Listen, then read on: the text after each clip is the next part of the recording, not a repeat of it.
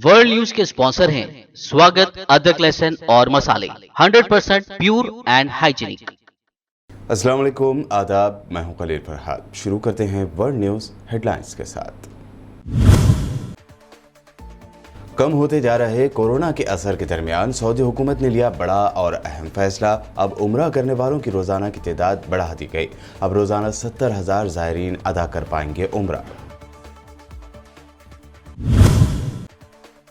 11 सितंबर को हलफ उठाएगी तालिबान हुकूमत। आने वाले दिनों में ख़वातीन को भी हुकूमत में शामिल करने का किया ऐलान। कहा, शरिया क़वानीन के एहतराम के लिए ख़वातीन के लिए होंगे ओहदे।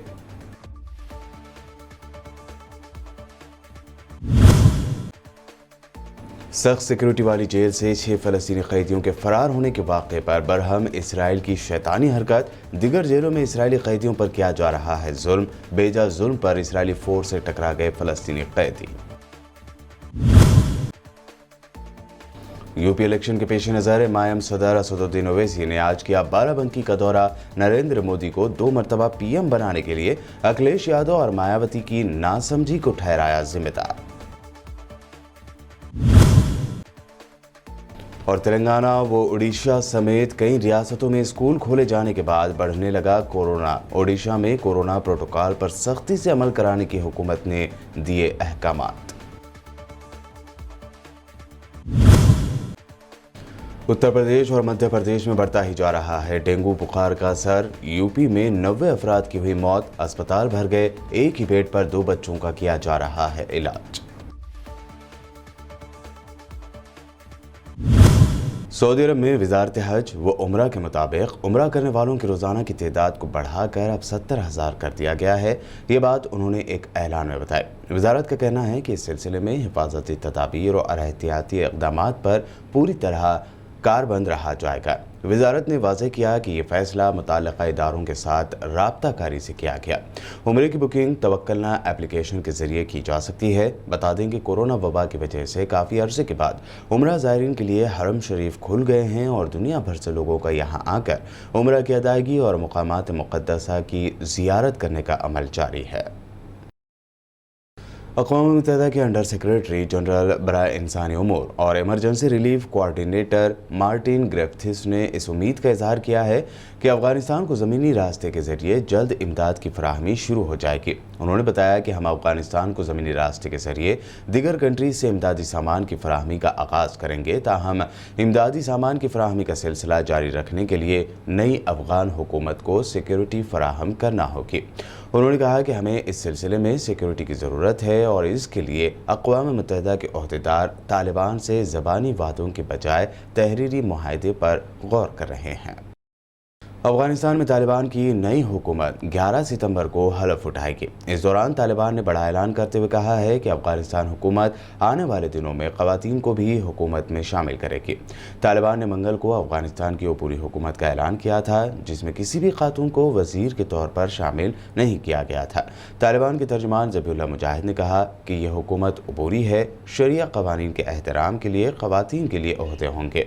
ये एक शुरुआत है, लेकिन हम ख़वातीन के लिए सीटें तलाश करेंगे। वो हुकूमत का हिस्सा हो सकती हैं। ये सेकंड फेज में होगा। अफगानिस्तान के सबकदोश सदर अशरफ गनी ने गुज़िश्ता महीने इक़्तिदार छोड़कर काबुल से अचानक फ़रार पर एक मरतबा फिर माफ़ी मांगते हुए कहा कि उन्हें अफसोस है कि ये मामला कैसे ख़त्म हुआ। उन्होंने कहा है कि काबुल छोड़ना उनकी ज़िंदगी का सबसे मुश्किल फ़ैसला था, लेकिन उनका ख्याल था कि बंदूकों को खामोश रखने, काबुल और उसके 60 लाख शहरियों को बचाने का ये अकेला तरीक़ा है। अशरफ गनी ने अपने ऑफिशियल ट्विटर अकाउंट पर पोस्ट किए गए एक तवील बयान में कहा है कि मैंने अपनी ज़िंदगी के 20 साल अफ़गान आवाम को एक जमहूरी, खुशहाल और ख़ुद मुख्तार रियासत की तामीर में मदद देने के लिए वक्फ़ किए हैं। अशरफ गनी के मुताबिक वो सड़कों पर खूनरेज़ लड़ाई के ख़तरे से बचने के लिए सदारती महल की सिक्योरिटी की दरख्वास्त पर बैरून मुल्क चले गए थे। उन्होंने एक मरतबा फिर कौमी ख़जाने से लाखों डॉलर चोरी करने के इल्ज़ामात की भी तरदीद की है। अफगानिस्तान के सूबे पंजशीर से मुतज़ाद खबरें मौसूल हो रही हैं। कभी तालिबान ये दावा कर रहे हैं कि उनका पंजशीर पर कब्ज़ा हो गया है और कभी मज़ाहमती ग्रोह इसकी तरदीद कर रहा है। ऐसे में तालिबान ने एक वीडियो जारी किया है जिसमें दिखाया गया है कि उसके जंगजुओं को पंजशीर से बड़ी मिकदार में हथियार और गोले बारूद मिले हैं। इस वीडियो में देखा जा सकता है कि बड़ी तादाद में गाड़ियां खड़ी हैं और तालिबान का दावा है कि ये गाड़ियां हथियारों से लैस है। इसराइल ने इसी हफ्ते सख्त सिक्योरिटी वाली एक जेल से 6 फ़लस्तीनी कैदियों के सुरंग के जरिए पुरअसरार तौर पर फरार के बाद जेलों में नई कड़ी पाबंदी आयद कर दी है, जिस पर कैदियों और जेल में मुहाफिजों में कशीदगी का माहौल पैदा हो गया है। इसराइल के साउथ में वाक़ 2 जेलों कैट्जियोट और रामोन में कैदियों और मुहाफिजों के दरमियान झड़पों की इतलात मिली। ज़राए के मुताबिक इसराइल की एलीट फोर्सेस का एक यूनिट कैट्जियोट जेल में जारी फसादात पर काबू पाने के लिए जाते हुए देखा गया। 6 फ़लस्तीनी कैदी पिछले पीर को शुमाली इसराइल में वाक़ गलबोआ जेल की एक कोठरी में सिंक के नीचे खोदी गई सुरंग के जरिए फरार होने में कामयाब हो गए थे। इसराइल ने इस वाक़े के बाद वेस्ट बैंक में इनमें से बाज़ कैदियों के आबाई शहर जिनैन की जानिब जाने वाली सड़कों पर चेक पॉइंट्स बना दिए हैं और एक फ़ौजी मिशन को तैनात किया है। इसके अलावा इसराइल की निगरानी के ड्रोन्स भी फ़िज़ा में उड़ते दिखाई दिए हैं। मकबूजा वेस्ट बैंक के कई शहरों में फ़लस्तीनियों और इसराइली पुलिस अहलकारों में शदीद झड़प में 100 से ज़ायद फ़लस्तीनी ज़ख्मी हुए हैं। जलबो जेल से 6 फ़लस्तीनियों के खुद को आज़ाद करने की कामयाब कोशिश के बाद फ़लस्तीनी कैदियों के साथ सियोनी जेलरों के बढ़ते तशद्दुद-आमेज़ रवैये के खिलाफ फ़लस्तीनियों ने मकबूजा कुद्दूस और वेस्ट बैंक के कई इलाकों में मुजाहरे किए। फ़लस्तीनियों ने मुख्तलिफ जेलों में कैदियों पर सहनी कारंदों के हमलों की मजम्मत की है। फ़लस्तीन के रेड क्रिसेंट के मुताबिक बुध की रात को साउथ नाबलस में सियोनी पुलिस के हमले में कम से कम 100 फ़लस्तीनी ज़ख्मी हुए। दूसरी तरफ एक यहूदी चैनल कान ने दावा किया है कि नॉर्थ रमल्ला के बैत एल कस्बे में फ़लस्तीन के इस्तिकामती महाज के मुजाहिदीन ने गाज़िब सियोनी पुलिस के कारिंदों पर फायरिंग की।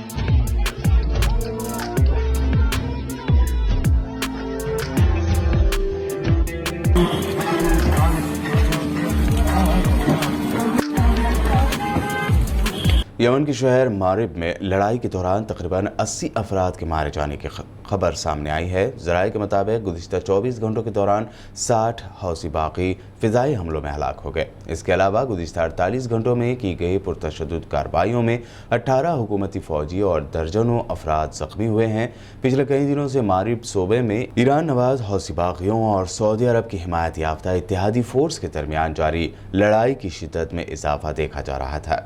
सन 2014 से हुकूमत और बागियों के दरमियान फ़ौजी तनाज़ा जारी है। मिस्र यानी इजिप्ट की तारीख़ी दरियाए नील में आने वाले सैलाब के नतीजे में पानी का एक रैला काहिरा में वाक़ एक तारीख़ी चर्च में दाखिल हो गया। दरियाए नील के किनारे अलमादी के मुकाम पर वाक़ सैयद अल उज़रा चर्च का तहखाना पानी से भर गया है। पानी गिरजाघर की राहदारियों, कमरों और बड़े हॉल्स में दाखिल हो गया और वहां पर मौजूद सामान और फर्नीचर को भी नुकसान पहुंचा है।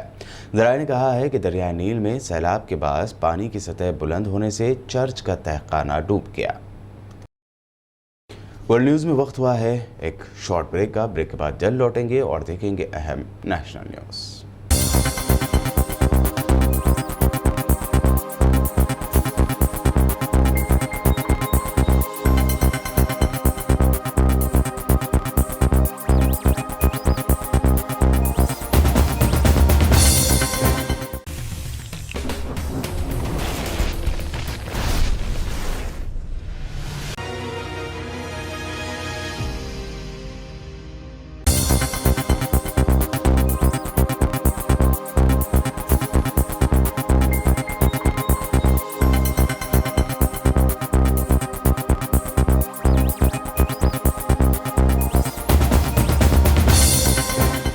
ब्रेक के बाद आगे बढ़ते हैं और अब देखते हैं national news. Defence minister Rajnath Singh, transport minister Nitin Gadkari और air chief marshal RKS Bhadauria को ले जा रहे इंडियन एयरफोर्स के सुपर हरक्यूलिस ट्रांसपोर्ट एयरक्राफ्ट ने राजस्थान के बाड़मेर के नेशनल हाईवे पर इमरजेंसी लैंडिंग की है। ये लैंडिंग आर्म्ड फोर्स कैनेडियंस ड्रिल यानी मशक का हिस्सा थे। इसके बाद डिफेंस मिनिस्टर राजनाथ सिंह ने राजस्थान के जालोर में इमरजेंसी फील्ड लैंडिंग के नेशनल हाईवे का इनॉग्रेशन किया। इस मौके पर राजनाथ सिंह ने खिताब करते हुए इस नई हाईवे की अहमियत बताई। और बॉर्डर पर भी देश को जब भी जरूरत पड़ी है, इंडियन एयरफोर्स तैयार रहा है और हमारी आर्मी, नेवी, एयरफोर्स हो, सभी इन सभी के ऊपर देश का पूरा भरोसा है, पूरा विश्वास है।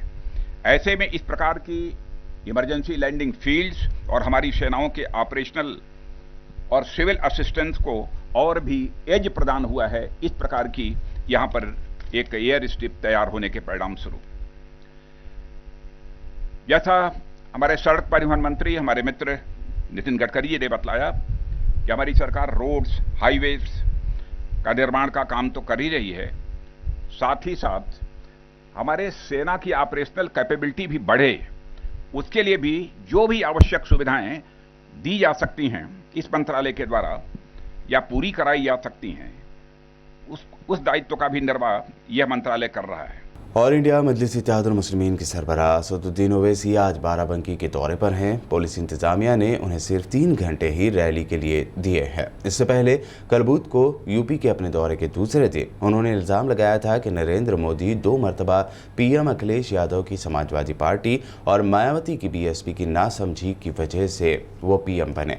असदुद्दीन ओवैसी ने सुल्तानपुर जिले के औदरा गांव में एक अवामी जलसे से खिताब भी किया। असदुद्दीन ओवैसी ने कहा जाता है कि ओवैसी लड़ेगा तो वोट काट देगा। उन्होंने सवाल किया, सुल्तानपुर में आप सब ने अखिलेश यादव को झोली भरकर वोट दिया तो सूर्या यानी वहां का बीजेपी एमएलए कैसे जीत गया? साल 2019 में लोकसभा के इलेक्शन में सुल्तानपुर से बीजेपी कैसे जीती? तब ओवैसी तो इलेक्शन नहीं लड़ रहा था। क्या अखिलेश यादव ने कहा कि हिंदू ने वोट नहीं किया इसलिए हारे? वो क्यों मुसलमानों को कहते हैं कि उन लोगों ने वोट नहीं दिया?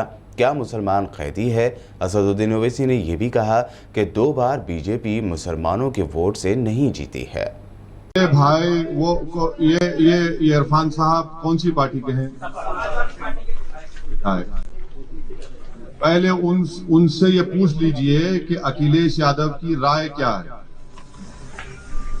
अखिलेश यादव अपनी मुंह से क्यों नहीं बोलते बात ये?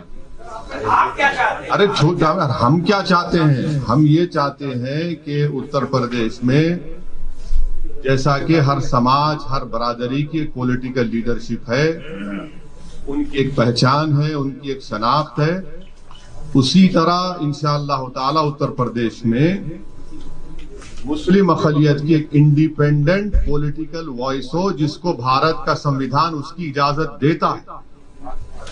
ये जो मौसूफ का आप नाम लिए, ये सिर्फ इस तरह की बातें करते हैं। जब मुजफ्फरनगर का कांड हुआ, भारत की आजादी के बाद 50,000 से ज्यादा लोग बेघर हो गए। उस वक्त तो इनकी जबान बंद थी, गूंगे बने हुए थे। उस वक्त उनको उस मस्जिद याद नहीं आई जो आज मुजफ्फरनगर में वीरान हो चुकी है। यही फर्क है, ये चीज हम लाना चाहते हैं। तेलंगाना और ओडिशा समेत कई रियासतों में स्कूल खुल गए हैं। ऐसे में जहां तेलंगाना के बाद स्कूलों में टीचिंग स्टाफ और स्टूडेंट्स कोरोना से मुतासिर पाए गए हैं, वहीं ओडिशा में भी स्कूली बच्चों में कोरोना फैलने की खबर है। इसको देखते हुए ओडिशा की हुकूमत ने अब रियासत के स्कूलों में कोरोना प्रोटोकॉल को मजीद सख्त करने का फैसला किया है। रिपोर्ट के मुताबिक ओडिशा में 762 नए कोरोना मरीजों में से 102 मरीज 18 साल से कम उम्र के हैं। एजेंसी के मुताबिक ओडिशा के स्कूलों में कोरोना गाइडलाइन पर सख्ती से अमल करने की हिदायत देते हुए स्टूडेंट्स, टीचर्स और दीगर स्टाफ को उन स्कूलों में दाखिल होने के लिए मास्क पहनना जरूरी करार दिया गया है। सोशल डिस्टेंसिंग पर अमल करना और हैंड सैनिटाइज करने पर सख्ती से अमल करने के अलावा स्कूलों के एंट्री गेट पर ही थर्मल स्क्रीनिंग करने के भी सख्त अहकाम दिए गए हैं। डेंगू बुखार का दायरा उत्तर प्रदेश और मध्य प्रदेश में बढ़ता ही जा रहा है। यूपी के फिरोजाबाद से शुरू हुआ बुखार का ये कहर अब बिहार और मध्य प्रदेश तक पहुंच गया है। बिहार में कोरोना के सेकंड वेव की तरह अस्पताल एक बार फिर फुल हो गए हैं। एक बेड पर 2-2 बच्चों का इलाज किया जा रहा है। वहीं ग्वालियर में ये वायरस तेजी से फैल रहा है। अगर सबसे पहले यूपी की बात करें तो यूपी के कई जिलों में इस बुखार के कहर से अब तक 90 लोगों की मौत हो चुकी है। यूपी के कई इलाकों में फर्जी डॉक्टरों के चक्कर में लोग अपनी जान गंवा रहे हैं। फर्जी झोला छाप डॉक्टरों से इलाज करवाने के लिए ये लोग मजबूर हो गए हैं। एक्ट्रेस कंगना रनावत को अब बॉम्बे हाई कोर्ट से झटका लगा है। बॉम्बे हाई कोर्ट ने बॉलीवुड एक्टर कंगना रनावत की अर्जी खारिज कर दी है। कंगना ने अपने खिलाफ अंधेरी कोर्ट में जारी डिफेमेशन के केस यानी हतक इज्जत के मुकदमे को खारिज करने की मांग की थी। मशहूर राइटर जावेद अख्तर ने कंगना के खिलाफ हतक इज्जत का मुकदमा किया हुआ है। बता दें कि इससे पहले बॉम्बे हाई कोर्ट ने जावेद अख्तर की शिकायत पर शहर के एक मेट्रोपॉलिटन मजिस्ट्रेट अदालत की जानिब से शुरू की गई तौहीन वाली अर्जी खारिज करने के लिए कंगना की अर्जी पर 1 सितंबर को अपना हुक्म महफूज रख लिया था।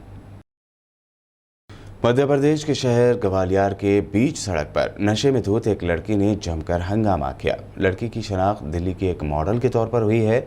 लड़की बीच सड़क पर खड़े होकर आने जाने वालों को रोकने लगी। देखते ही देखते आसपास भीड़ जमा हो गए। ऐसे में आर्मी की जिप्सी वहां से गुजरने लगी तो नशे में धुत लड़की ने आर्मी की जिप्सी को भी न सिर्फ रोक दिया बल्कि लात मारकर गाड़ी के सामने के हिस्से को भी नुकसान पहुंचाया और हेडलाइट तोड़ दी। जिप्सी से जवान उतर कर आया तो उसे भी धक्का दे दिया। बहरहाल कुछ देर बाद करीबी थाने से वुमेन्स पुलिस आई और उस लड़की को हिरासत में लिया गया।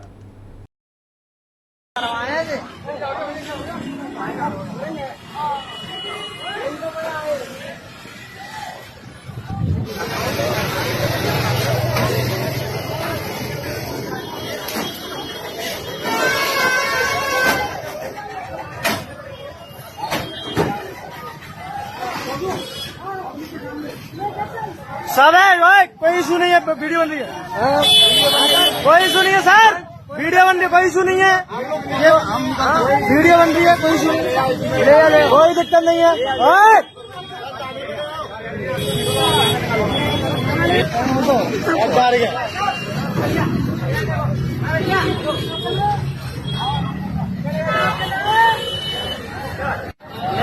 ले लो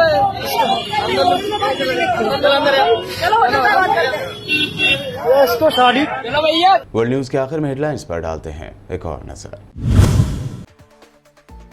कम होते जा रहे कोरोना के असर के दरमियान सऊदी हुकूमत ने लिया बड़ा और अहम फैसला। अब उम्रा करने वालों की रोजाना की तादाद बढ़ा दी गई। अब रोजाना 70,000 ज़ायरीन अदा कर पाएंगे उम्रा।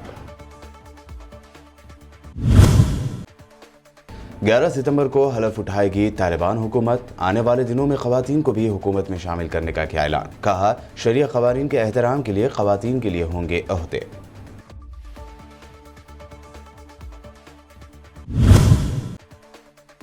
सख्त सिक्योरिटी वाली जेल से 6 फ़लस्तीनी कैदियों के फरार होने के वाक़े पर बरहम इसराइल की शैतानी हरकत। दिगर जेलों में इसराइली कैदियों पर किया जा रहा है जुल्म। बेजा जुल्म पर इसराइली फोर्स से टकरा गए फ़लस्तीनी कैदी। यूपी इलेक्शन के पेश नज़र मायम सदर असदुद्दीन ओवैसी ने आज किया बाराबंकी का दौरा। नरेंद्र मोदी को 2 मरतबा पीएम बनाने के लिए अखिलेश यादव और मायावती की नासमझी को ठहराया जिम्मेदार। और तेलंगाना व उड़ीसा समेत कई रियासतों में स्कूल खोले जाने के बाद बढ़ने लगा कोरोना। ओडिशा में कोरोना प्रोटोकॉल पर सख्ती से अमल कराने की हुकूमत ने दिए अहकामात। उत्तर प्रदेश और मध्य प्रदेश में बढ़ता ही जा रहा है डेंगू बुखार का असर। यूपी में 90 अफराद की हुई मौत, अस्पताल भर गए। एक ही बेड पर 2 बच्चों का किया जा रहा है इलाज। वर्ल्ड न्यूज में अभी आपने देखी अहम इंटरनेशनल और नेशनल न्यूज। ताज़ा तरीन खबरों और दिलचस्प प्रोग्राम्स के लिए देखते रहिए BPN चैनल।